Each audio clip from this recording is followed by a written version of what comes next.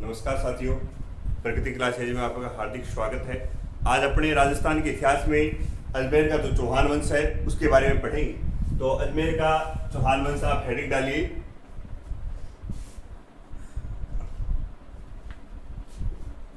अजमेर का चौहान वंश। देखो, ये जो चौहान थे वो सांबर के आसपास, सांबर जो झील है, सांबर झील के चारों तरफ बसे हुए थे अजमेर के जो चौहान थे। इसलिए इस शाकंभरी के चौहान और इस क्षेत्र को सपादलक्ष भी कहते हैं।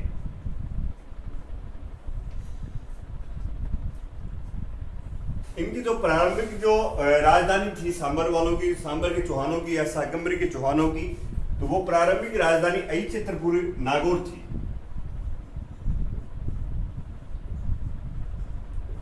अहिच्छत्रपुर नागौर। और जो ये अहिच्छत्रपुर नागौर जो थी राजधानी, वो जांगल प्रदेश की भी राजधानी थी। तो ये जांगल प्रदेश का ही भाग था। कहने का मतलब जो सांबर है या शाकंभरी है चौहान जो थे, ये किस में आते थे? जांगल प्रदेश में आते थे। तो जांगल प्रदेश से प्रदेश की राजधानी कौन सी थी? अहिच्छत्रपुर नागौर थी। और इस जांगल प्रदेश का निचला भाग क्या कहलाता था? ये इसके जांगल प्रदेश के जो नीचे वाला जो भाग है वो सपादलक्ष कहलाता था। नीचा जो भाग है इसका वो सपादलक्ष कहलाता था। जांगल प्रदेश में बीकानेर और जोधपुर दो जिले मुख्यतः आते थे। और इसमें जो आज वर्तमान में जयपुर, सीकर और अजमेर ये जिले आते थे वर्तमान में। इस जहां सांबर या शाकंभरी जो चौहान हैं उनमें जयपुर, सीकर व अजमेर ये तीन जिले आते थे। तो अब ये सारा कंसेप्ट आप एक बार नोट करना। उसके बाद अपने चौहानों की जो उत्पत्ति है उसके बारे में अपने चर्चा करेंगे।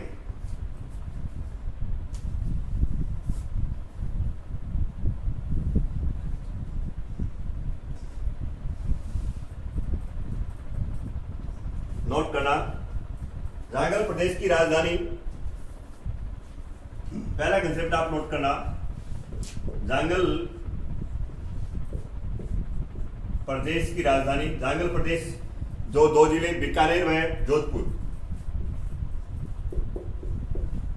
बीकानेर व जोधपुर, जांगल प्रदेश की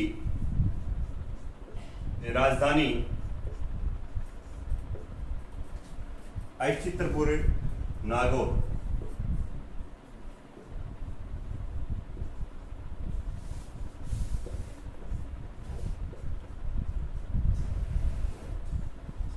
जांगल प्रदेश का जो नीचे वाला भाग है वो मैंने आपको बता दिया। जांगल प्रदेश का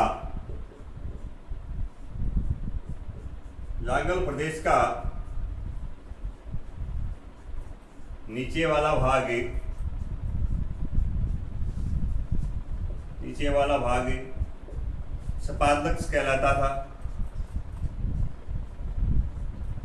सपादलक्ष, सांबर या शाकंभरी, ये आप नोट कर लेना। शाकंभरी,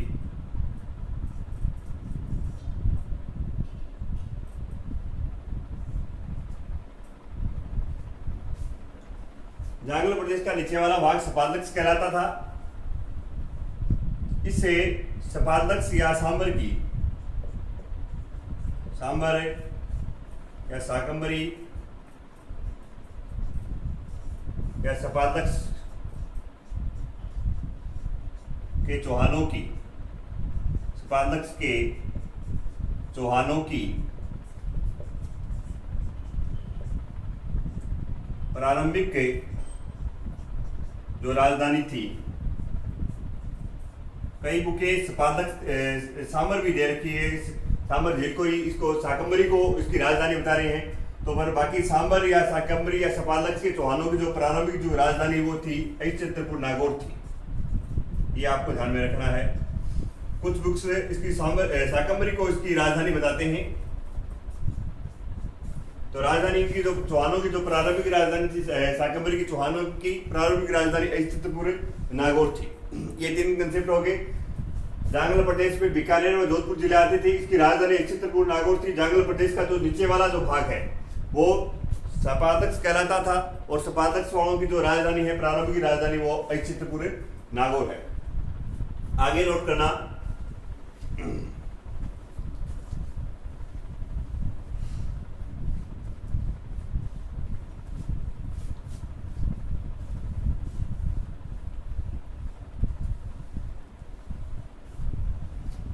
आगे नोट करना, जो चौहान थे प्रारंभ में प्रतिहारों के सामंत थे। प्रतिहार, जो चौहान थे वो प्रारंभ में इनके सामंत थे। प्रारंभ में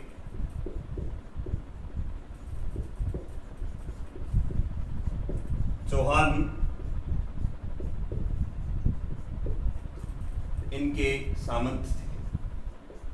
और कंसेप्ट नोट करना है कि नाडोल जो पाली है, नाडोल पाली, ये शाकंभरी के चौहानों का मूल स्थान माना जाता है। शाकंभरी के चौहानों का, शाकंभरी के चौहानों का मूल स्थान है।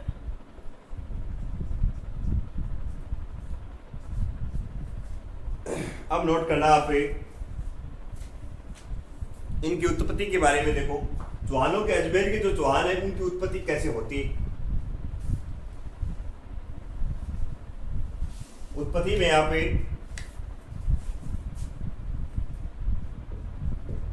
अलग अलग इतिहासकारों के अलग अलग मत मिलते हैं। मैंने अपने जो ध्यान में रखना है वो एक तो बिजोलिया शिलालेख के अनुसार जो इनकी उत्पत्ति है उसके बारे में अपने को ध्यान रखना है। एक इनके जो चंद्र बरदाई के द्वारा जो उत्पत्ति है उनसे गाँवों में काफी बार पूछे गए हैं प्रश्न।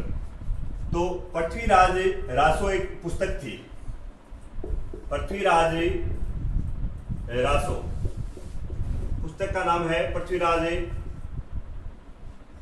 रासो। ये पुस्तक जो लिखी थी वो चंद्र बरदाई ने लिखी थी, चंद्र बरदाई। ये जो चंद्र बरदाई जो था इसका दूसरा नाम पृथ्वी भट्ट मिलता है, पृथ्वी भट्ट। ये पृथ्वीराज चौहान के दरबार में दरबारी कवि था। इस पुस्तक को पूरा किया था इसके पुत्र जलहन ने पूरा किया। ये पृथ्वीराज के साथ चला जाता है इस युद्ध में, और ये पुस्तक किसको देके चला जाता है, जलहन को देके चला जाता है। तो पृथ्वीराज रासो में जो इन चौहानों की जो उत्पत्ति बताई गई है वो अग्निकुंड से इनकी उत्पत्ति बताई गई है। तो चंद्र बरदाई के अनुसार इनकी उत्पत्ति किससे है, अग्निकुंड से है। चौहानों की जो उत्पत्ति है वो अग्निकुंड सिद्धांत दिया इन्होंने। अग्निकुंड सिद्धांत से चौहानों की उत्पत्ति बताई है, चौहानों की उत्पत्ति बताई है। इसके अनुसार ये बात है कि आबू में एक वशिष्ठ ऋषि रहता था। ये आबू है, आबू में वशिष्ठ ऋषि रहता था। वशिष्ठ ऋषि क्या करता था, यज्ञ करता था। और यहाँ तो यज्ञ जब ये वशिष्ठ ऋषि करता था तब ऐसा बताया जाता है उसकी यज्ञ में विघ्न डाल देते थे राक्षस।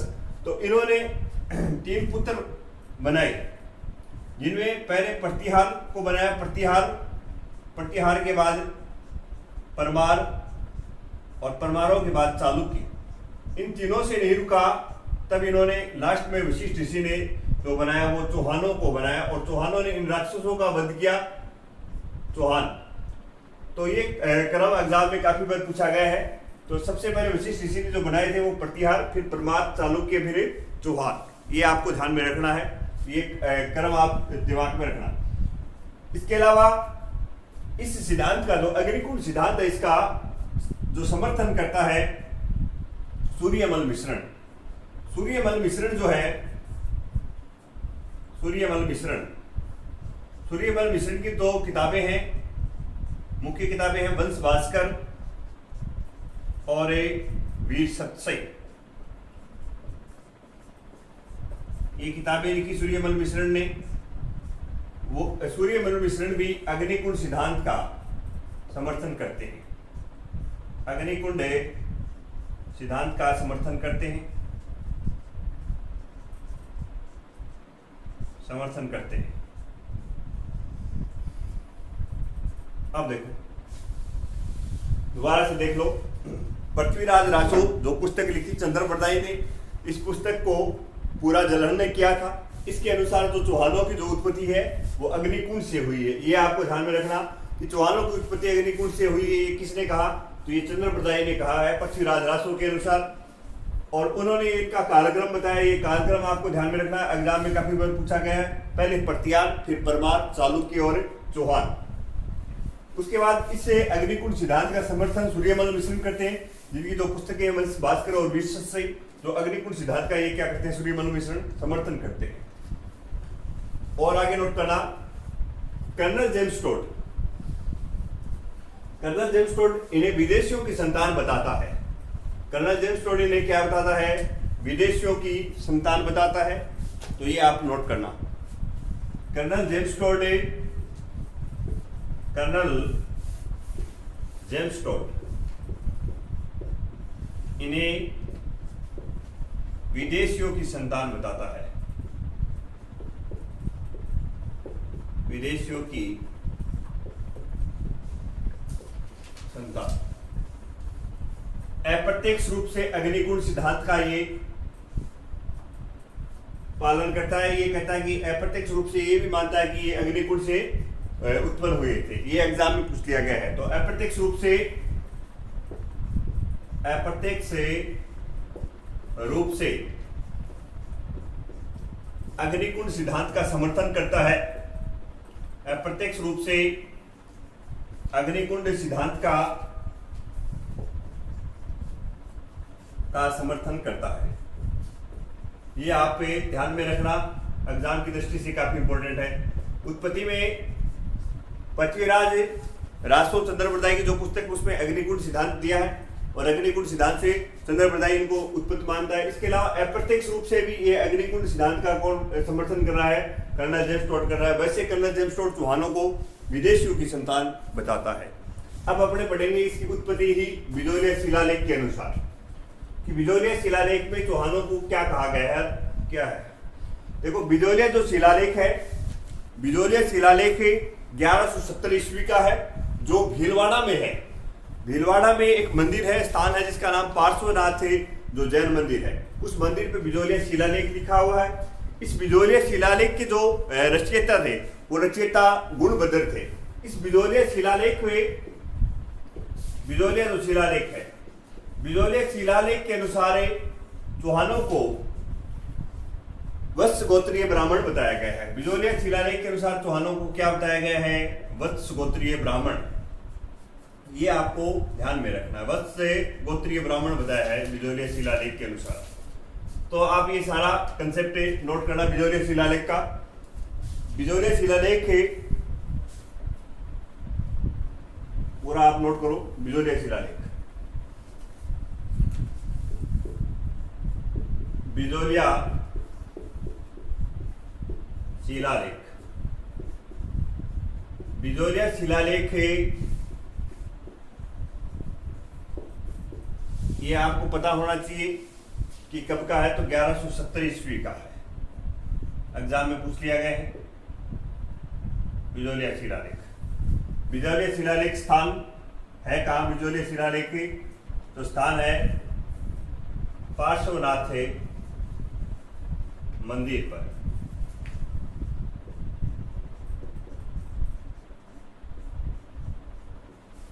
बिजोलिया शिलालेख भीलवाड़ा, भीलवाड़ा। इसके रचयिता थे गुणभद्र,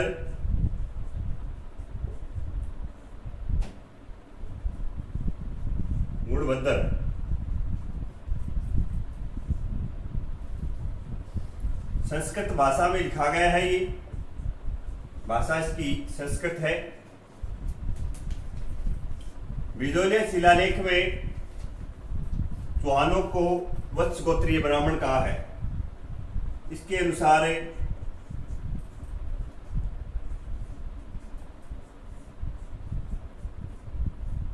चौहानों को वत्स गोत्रीय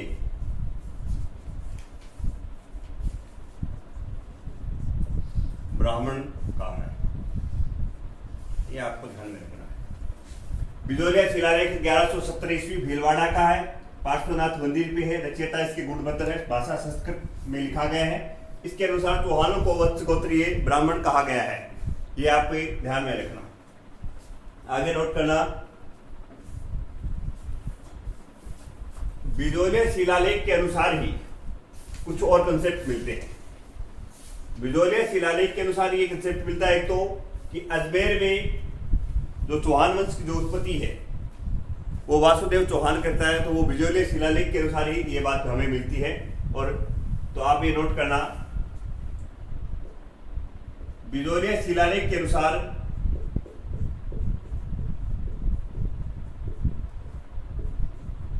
शिलालेख के अनुसार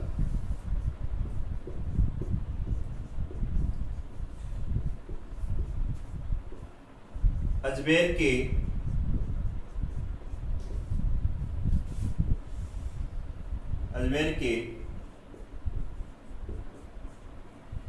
चौहान वंश की नींव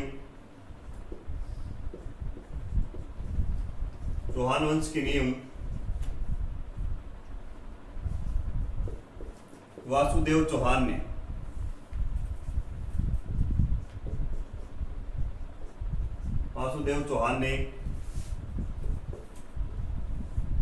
551 ईस्वी में डाली।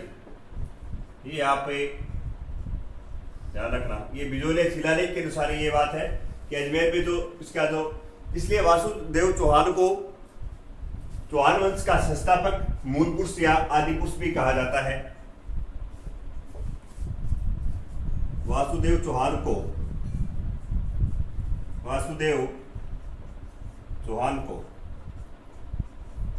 को संस्थापक, मूल पुरुष, आदि पुरुष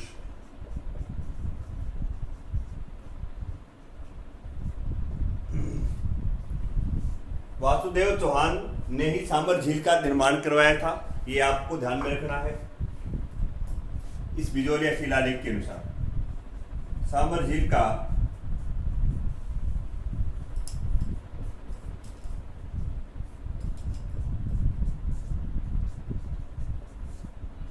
निर्माण करवाया। ये आपको ध्यान में रखना है। इसे सांबर झील के नजदीक एक माता का मंदिर है जिसे शाकंभरी माता कहते हैं। और शाकंभरी माता को इस झील के किनारे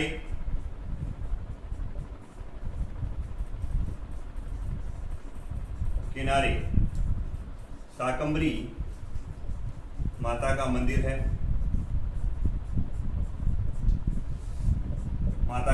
है। इसे देवयानी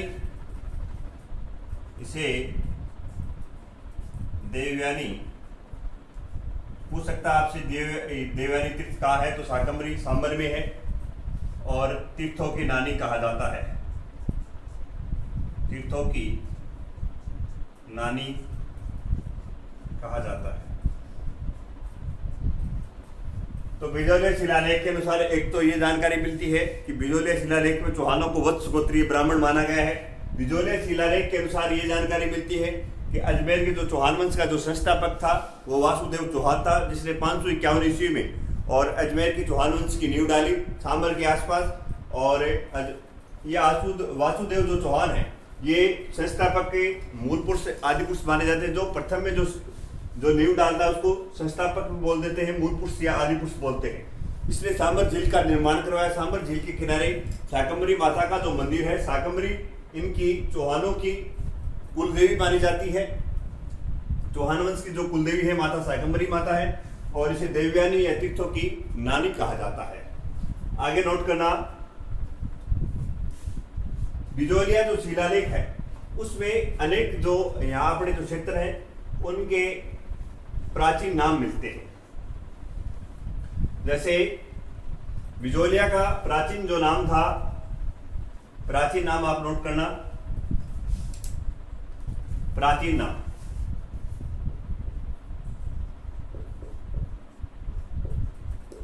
प्राचीन नामों में बिजोलिया शिलालेख के अनुसार ये प्राचीन नाम मिलते हैं। जैसे बिजोलिया का जो प्राचीन नाम था, बिजोलिया का प्राचीन नाम था विद्यावली, विद्यावली या विंध्यावली, विंध्यावली, ये आप ध्यान में रखें। नागौर का प्राचीन नाम मिलता है बिजोलिया शिलालेख में ऐचित्रपुर, ऐचित्रपुर। इसके अलावा भीनमाल का नाम मिलता है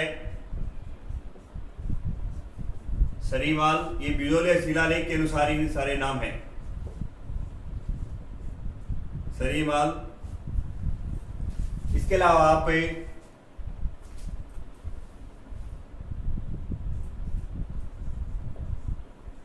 दिल्ली का दिल्ला नाम मिलता है।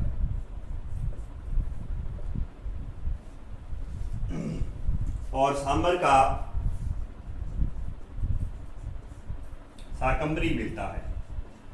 और भी काफी प्राचीन नामे मिलते हैं, तो आप ये ध्यान में रखना। काफी और भी प्राचीन, बिजोलिया का विजयावली, नागौर का चित्रपुर, भीनमाल का श्रीमाल, दिल्ली का दिल्ला और सांबर का शाकंभरी नाम मिलता है बिजोलिया शिलालेख के अनुसार। अब अपने जो शासक है वासुदेव चौहान इनके प्रथम शासक हो गए। उसके बाद जो आप शासक डालना हुए चंदन राज। चंदन राज जो थे, चंदन राज की पत्नी जो थी वो शिव की अनन्य भक्त बताई जाती है। और शिव की जो अनन्य भक्त थे वो क्या है, प्रतिदिन पुष्कर में 1000 दीप प्रज्वलित करती थी। ये आपको ध्यान में रखना है। तो ये नोट करना आप चंदन राज के बारे में।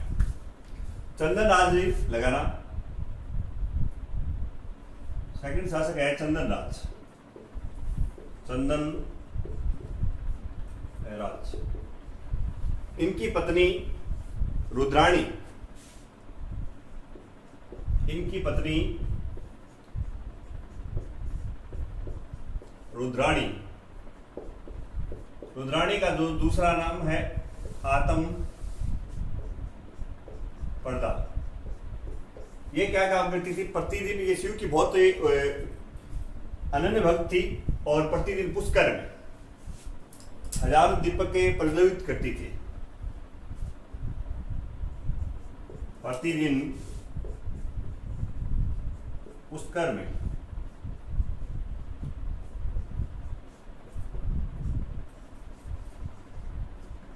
1000 दीप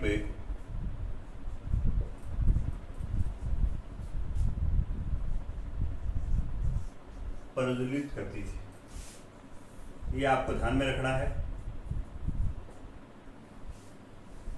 इसकी पत्नी जो रुद्राणी आत्मप्रदा जो थी, प्रतिदिन पुष्कर में 1000 दीप प्रज्वलित करती थी। ये शिव की अनन्य भक्त थी। चंदनराज। चंदनराज के बाद में आप नोट करना दुर्लभ राज।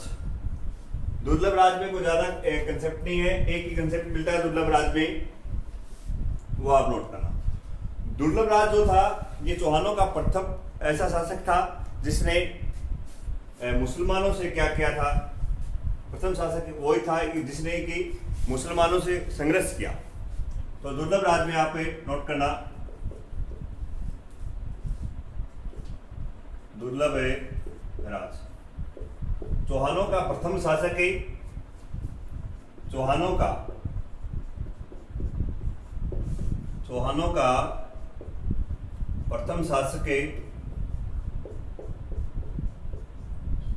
जिसने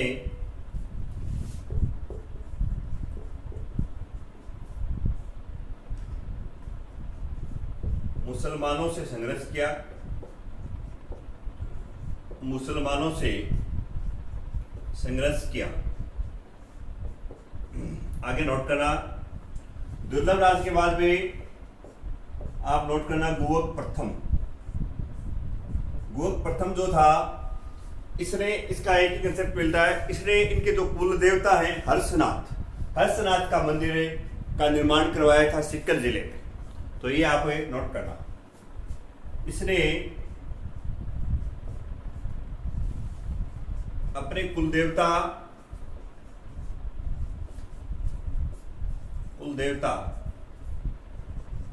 हर्षनाथ थे,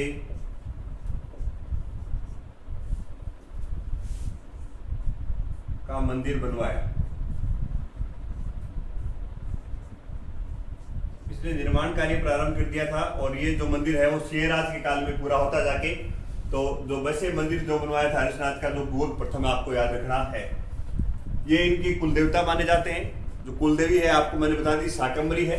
तो गुवक प्रथम दुर्लभ राज चौहानों का प्रथम शासक, जिसने मुसलमानों से क्या किया था, संघर्ष किया था। आगे नोट करना, के बाद जो शासक बनेगा उसके बारे में चर्चा करते हैं। सिंहराज, अगला शासक है सिंहराज। सिंहराज जो था, इसने प्रतिहारों को हराया था। ये प्रथम स्वतंत्र चौहान शासक बताया जाता है सिंहराज। और ये दो कंसेप्ट इसके मिलते हैं, आप ये नोट करना सिंहराज के बारे में। सिंहराज के दो कंसेप्ट हैं। सिंहराज जो था, इसने प्रतिहारों को हराया था। तो इसने प्रतिहारों को हराया। और पहले चौहान क्या थे, प्रतिहारों के सामंत थे, तो इसने प्रतिहारों को हराया। दूसरा आपको नोट करना है, प्रथम है स्वतंत्र चौहान शासक था।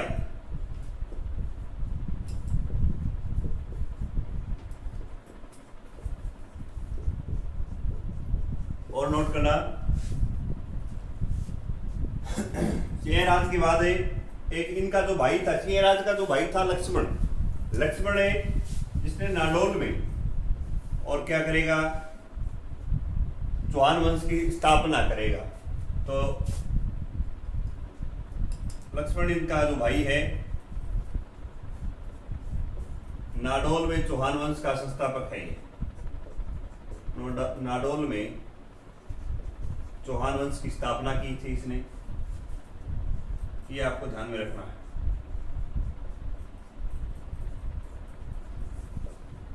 सिंहराज तीन कंसेप्ट है, प्रतिहारों को हराया, प्रथम ये स्वतंत्र चौहान शासक बताए जाते हैं। लक्ष्मण जो इनका भाई जो था, और जिसने नाडोल में चौहानों की जो शाखा है उसकी स्थापना करता है लक्ष्मण। आगे नोट करना, सिंहराज के बाद में अगला जो शासक बनेगा वो विग्रहराज द्वितीय बनता है।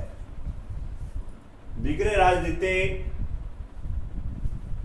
ये चौहानों का प्रथम शक्तिशाली शासक बताया जाता है।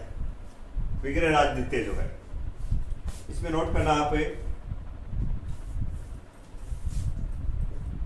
विग्रहराज सेकंड।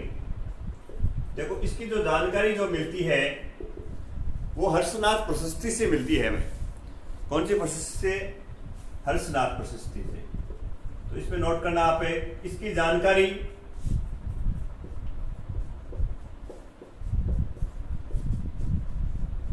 हर्षनाथ प्रशस्ति, जो शिलालेख है हर्षनाथ का वो सीकर में है। हर्षनाथ प्रशस्ति से 973 ईस्वी का है ये।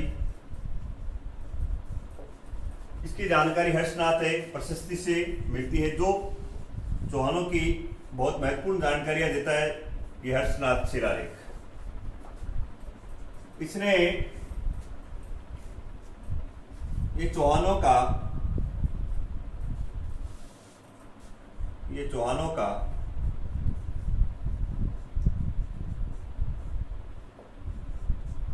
प्रथम प्रतापी शासक था।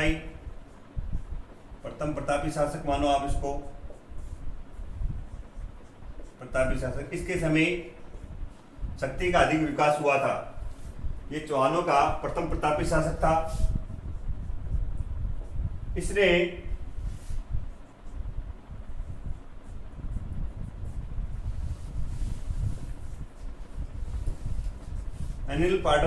अनिहाल पाटल गुजरात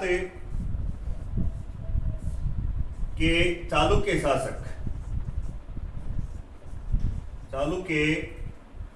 शासक मूलराज प्रथम को हराया था।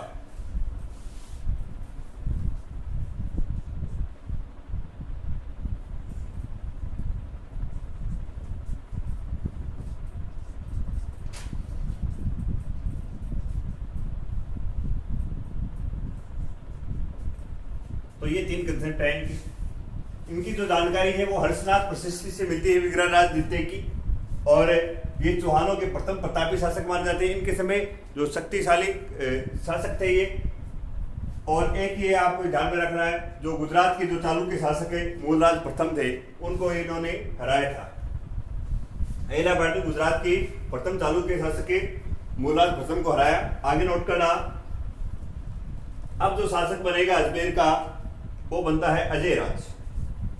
एक कंसेप्ट और नोट करना है इसमें, विग्रहराज द्वितीय में विग्रहराज द्वितीय ने अपनी, इनकी कुलदेवी है शाकंभरी। शाकंभरी माता का जो दूसरा रूप है आशापुरा माता, आशापुरा माता का इसने मंदिर बनवाया था। आशापुरा माता का मंदिर विग्रहराज द्वितीय ने बनवाया था। माता का मंदिर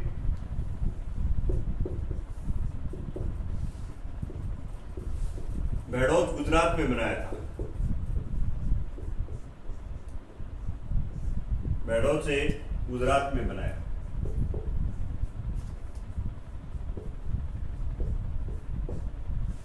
आगे आप नोट करना, अगर आगे जो शासक बनेगा अजय राज बनता है। अजय राज से पहले भी एक कंसेप्ट और नोट करो आप, हर्षनाथ प्रशस्ति के अनुसार है, जो हर्षनाथ प्रशस्ति है, हर्षनाथ प्रशस्ति है, ये पटवारी में पूछा गया क्वेश्चन। हर्षनाथ प्रशस्ति के अनुसार अजमेर के चौहानों की जो प्रारंभिक राजधानी थी वो अनंत गोचर सीकर थी। अनंत गोचर सीकर है इनकी प्रारंभिक राजधानी थी। चौहानों की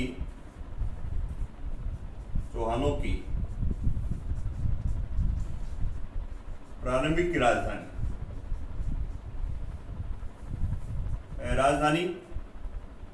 हर्षनाथ प्रशस्ति के अनुसार,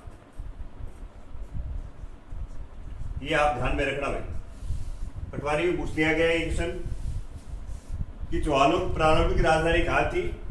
हर्षनाथ प्रशस्ति के अनुसार तो अनंत गोचर सीकर थी, और आशापुरा माता का मंदिर विग्रहराज द्वितीय ने बनाया है। आगे नोट करना है अजय राज।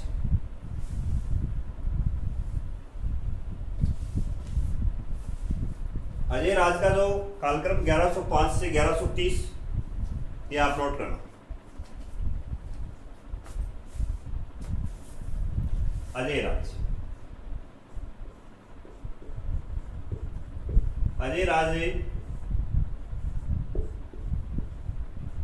1105 से 1130, इनके काल को चौहानों के साम्राज्य का निर्माण काल माना जाता है।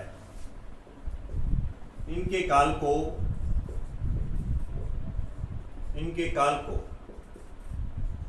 चौहानों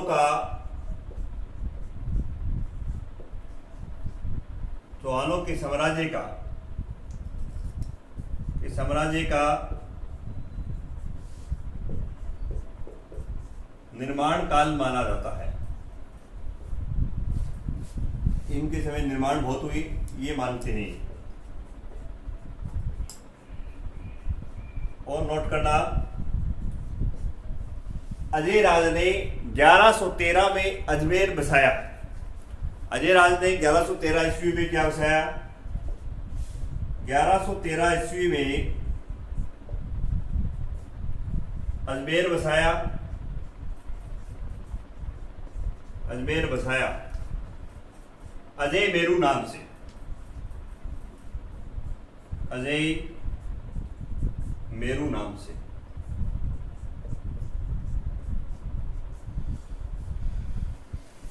अजमेर को अपनी राजधानी बनाया, अजमेर को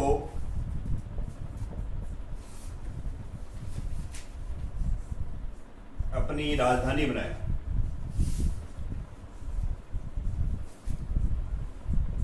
और देखना, तो अजय राज जो है, इनके काल में जो चौहानों का जो साम्राज्य है उसका निर्माण काल माना जाता है अजय राज के काल को। 1113 में अजमेर बसा देगा, अजय मेरू नाम से बसाता है और अजमेर को अपनी क्या बनाएगा, राजधानी बनाता है। आगे नोट करना, अजय राज ने गढ़बिटली पहाड़ी पे और गढ़बिटली दुर्ग का निर्माण करवाया, जिसे अजय मेरू दुर्ग के नाम से भी जाना जाता है और बाद में इस दुर्ग का नाम तारागढ़ पड़ता है। तो ये अजय राज ने बनवाया था, ये आप नोट करना। इसने गढ़बिटली दुर्ग का निर्माण करवाया,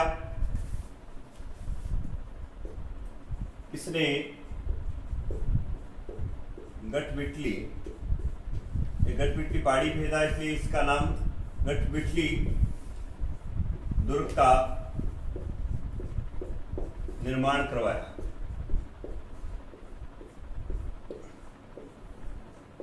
वर्तमान में इसे तारागढ़ के नाम से जाना जाता है, तारागढ़ के नाम से जाना जाता है। तारागढ़ के नाम से इसलिए जाना जाता है, मेवाड़ के जो पृथ्वीराज सिसोदिया, जिसे राजस्थान के इतिहास में उड़ना राजकुमार कहा जाता है, उन्होंने इस दुर्ग के परकोटे का क्या करवाया था, पहले निर्माण करवाया था, मरम्मत करवाई थी इसकी दोबारा से इस दुर्ग की, और अपनी पत्नी ताराबाई के नाम पे इस दुर्ग का नाम तारागढ़ रखा था। ये आपको ध्यान में रखना है। इसे पूर्व का जिब्राल्टर, राजस्थान का जिब्राल्टर, अरावली का अरबान, तो इस दुर्ग के ये नाम है। अजय मेरू दुर्ग भी कहा जाता है। और जो कंसेप्ट है अजय राज के बारे में, अजय राज ने परमार शासक के जो नरवर्मन थे उनको हराया था, ये आपको ध्यान में रखना। नरवर्मन को हराया और उनके जो सेनापति है सुलहान को बंदी बनाया था, तो ये आप नोट करना। एक इससे पहले एक कंसेप्ट और नोट करना इसे अजय राज में। अजय राज ने अपनी पत्नी सोमलवती की, अपनी पत्नी सोमलवती के नाम पर, सोमलवती के नाम पर चांदी के सिक्के चलाए। ये कंसेप्ट आप नोट करना, चांदी के सिक्के चलाए। आगे जो कंसेप्ट है नोट करना कि मालवा के परमार शासक के नरवर्मन को हराया, मालवा के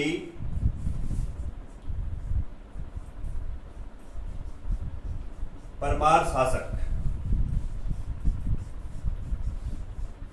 नरवर्मन को हराया, नरवर्मन को हराया। वह सेनापति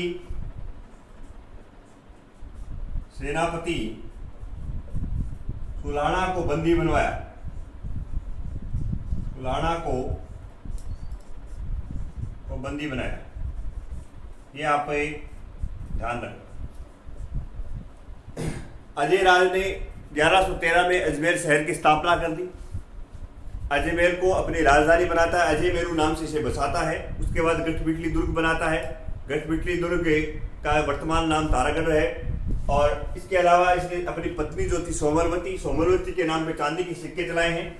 मालवा की परमार शासक नरवर्मन को हरा के उसके जो सेनापति जो था सुलहाना, उसको बंदी बनाता है। इसके अलावा जो अजय राज है वो अजय राज शैव धर्म का अनुयायी है, ये आप ध्यान में रखना, ये पूछ लिया गया है। तो अजय राज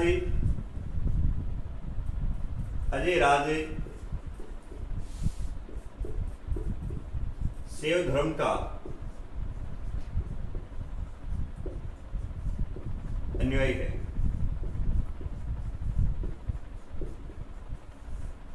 आगे अब हेडिंग डालना आप। इसके बाद अजय राज के बाद हम पढ़ेंगे अर्णोराज। अर्णोराज हेडिंग डालना।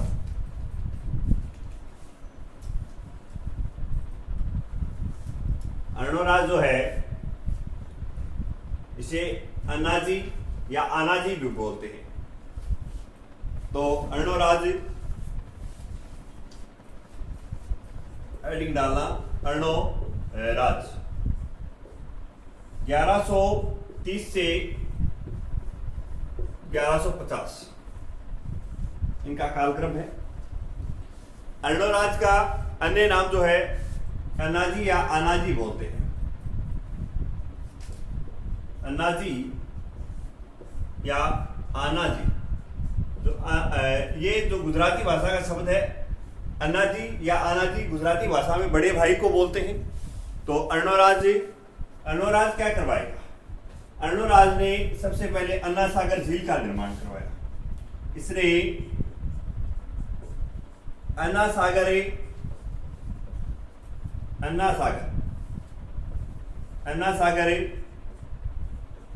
झील का निर्माण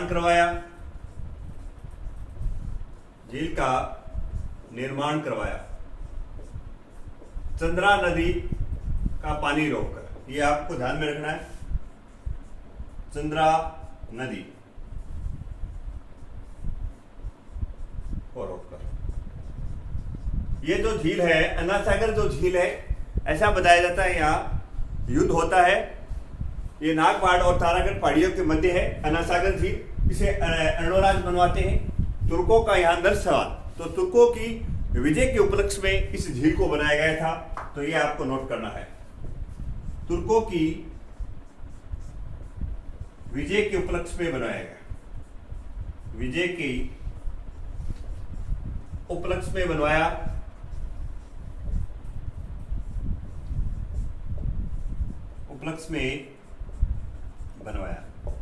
ये आपको ध्यान में रखना है। तो अर्णोराज अन्य नाम है इनके अन्नाजी या आनाजी। इसने अन्ना सागर झील का निर्माण करवा दिया चंद्रा नदी को रोककर तुर्कों के विजय के उपलक्ष्य में। आगे नोट करना इसमें, यहाँ पे आगे नोट करना, जो ये अन्ना सागर जो झील है, इस झील के किनारे शाहजहां ने 5 बारादरियों का निर्माण करवाया है। तो ये आप ध्यान में रखना। अन्ना सागर झील के किनारे अन्ना सागर झील के किनारे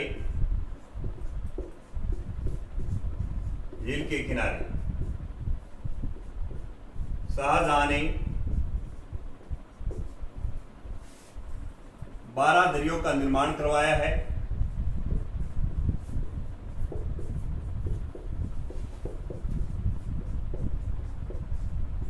जहांगीर ने यहां सुभाष उद्यान बनवाया है।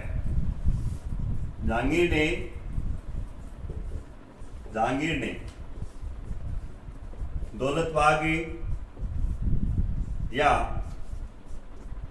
सुभाष उद्यान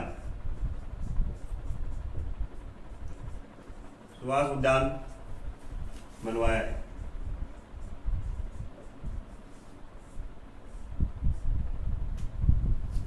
ये आपको ध्यान में रखना है। इसी उद्यान सुभाष उद्यान में अस्मत बेगम ने इत्र बनाने की विधि जो खोज निकाली थी। इसके अलावा आप नोट करना इसमें, इसने वराह मंदिर बनवाया है। वराह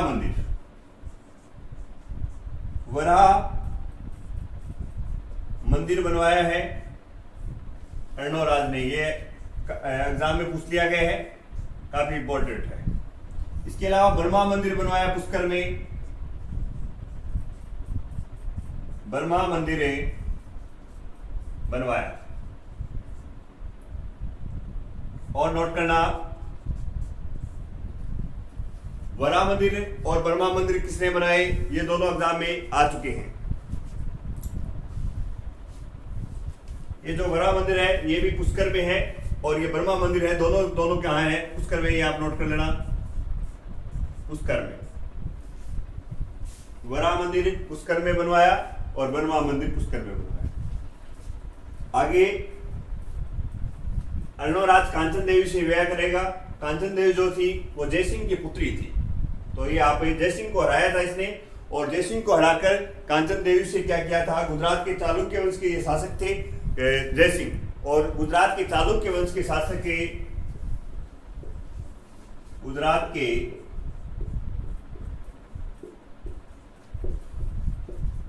चालुक्य या सोलंकी वंश के शासक है, वंश के शासक है जयसिंह को